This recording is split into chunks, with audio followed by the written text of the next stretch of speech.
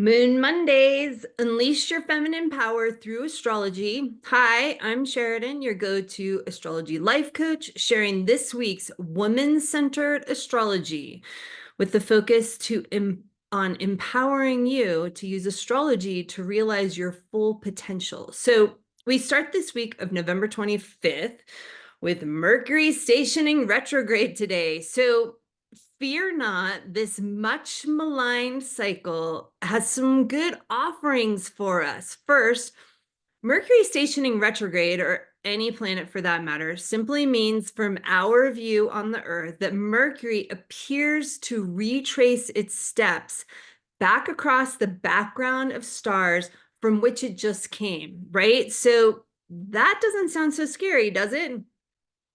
Mercury represents our mind and our awareness. And when it goes retrograde, it slows down. It takes a pause.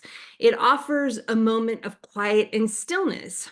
We get into trouble because we're not quite comfortable with slowing down, quiet, or stillness, right? Our minds are so jacked up on like caffeine and scrolling. They're so overstimulated. So slowing down is just so foreign, it can feel scary and even out of control. We function so linearly that Mercury's circular shift throws us off completely. So the trick to working with Mercury retrograde is allowing the stillness to come. Taking any mishaps in our constantly forward racing world is a guidepost to slow the F down, right? Just take a moment. Whatever form it's calling to you from most likely isn't truly an emergency, right? Take a walk while IT figures out the issue. The secret to handling Mercury retrograde gracefully is to drop into your creativity.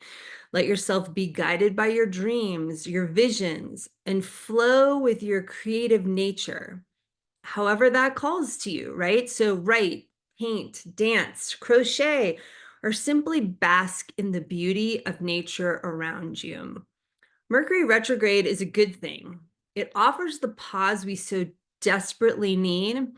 And this Mercury goes retrograde in Sagittarius, offering even more of those exploratory vibes to support us as we investigate the stillness of our creativity.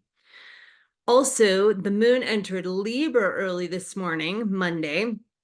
This brings attention to our boundaries with ourselves and others, right? Just in time for the Thanksgiving holiday season, at least here in the United States, when we gather with family and friends, the world of Libra's loving, right? Libra is often learning through boundaries, learning to feel into itself before it goes out to others. This can feel foreign to Libra, but it's an important part of the Libran growth process. Where am I at before I turn my attention to you? That's really what boundaries are all about, taking into account my needs, what works for me, what doesn't work for me. Practicing choosing me for just a moment before focusing on you or someone else, that is the Libra, what is the word I'm looking for? Like the Libra lesson, right? So no time like a Libra moon and a family-filled holiday to lean into these Libra boundaries. So the moon enters Scorpio for more emotional depth diving on Wednesday, right? Coming out of the Libra moon with the family-oriented things and the boundaries. Scorpio likes to go deep, right? Underworld lows, celestial world highs, swinging in the intensity of the extremes. And how do you personally navigate this? How does it feel for you when the moon is in Scorpio? I invite you to keep track and keep increasing your awareness around the moon moving through the signs each month and what that feels like for you. The moon is our closest planet, and it pulls on the waters of our bodies and our earth. So what do you feel as the moon changes signs, changes elements? That can even be a great way to start with it, right? Water signs, air signs, fire, earth, right, etc. So For me, the moon moving through Scorpio often feels good.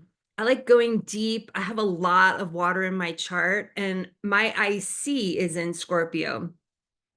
But you may have an entirely different experience, right? So trust yourself and your experience because it's yours.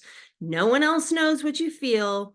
Heck, you might experience Scorpio as shallow, right? Astrology is so personal. That's one thing that I think is so important to get, that it's really about what do the signs, what does the moon moving through the signs, the sun moving through the signs, all of that feel like for you? How does that give you more information and help inform you? On Thursday, happy Thanksgiving to those of us in the United States. I love Thanksgiving as it's the day the ski lifts start running here in Aspen, right? So I always associate Thanksgiving with skiing. Although we opened early this year, so I've already skied 2 days. Yay, I'm such a lover of skiing. For me, Thanksgiving is a day to go skiing and get out in the mountains, eat some yummy food, and relax and just give thanks for all that I have. What does Thanksgiving mean for you? I wish you a peaceful time. I hope it's free of drama and stress and is just a calm, relaxing time. Saturday brings us the Sagittarius new moon, right? It's time to set our monthly moon intention as the moon cycle resets and begins again. Like Mercury retrograde, the dark of the moon, when the moon and the sun come together, is a still point as well.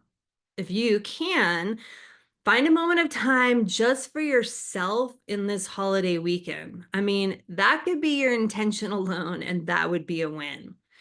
Remember, the new moon is the alignment, the gathering forces between the sun and the moon, right? They're coming together. It's a potent time to create. We're women, and creating comes naturally to us. We birth babies out of our bodies. We cycle with the moon.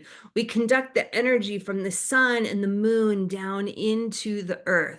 So what intention will you set that aligns with your Sagittarius vision for your life?